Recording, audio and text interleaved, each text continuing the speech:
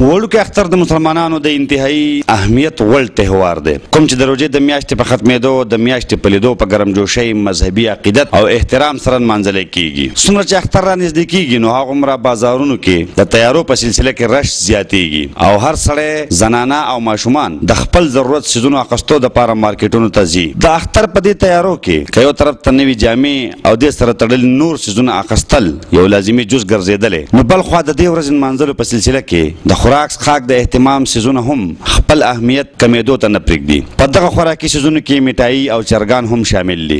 د اختر نږدې کېدو سره سم غره ته سمه بازارونو کې د میټایي او بسکټو د دوکانونو بهر سټالونه ولګي او د خلکو رشي چې میټایي اخیستو ته جوړي او 3-4 ورځې د کمېدو نوم نه اخلي. میټایي واخیسته اختر ځان لپاره، میټایي واخیسته د خپلو بچو لپاره، اختر لپاره، د میلمنو لپاره، د خپل ځان لپاره، ګاونډیانو له به هم ورکوو د خیره سره، هلکانو جومات ته به هم راوړو.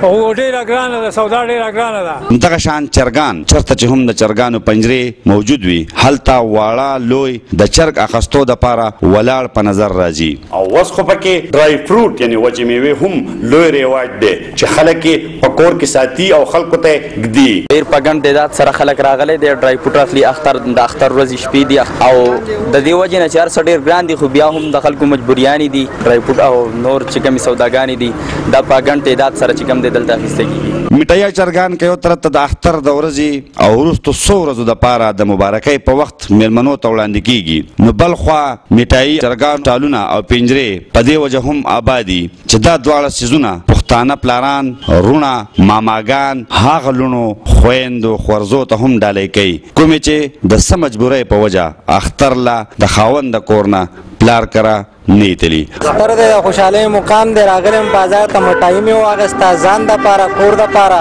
د واده شوې خور دپاره مې هم واخیسته. یو خور مې د واده شوې ده او بس خپل خپلوان ګاونډیان دي هغوی له مې هم واخیستله د وس مطابق. اختر د خوشحالو نوم دی، نوي جامې او پیزار اچول دا خوشحالۍ یو په دوه کوي، خو په دې خوشحالو کې د غریبانو خیال ساتل د مالدارو دپاره دیني فریضه ده. محمد اسرار، خیبر نیوز، چکدره، کوزدر.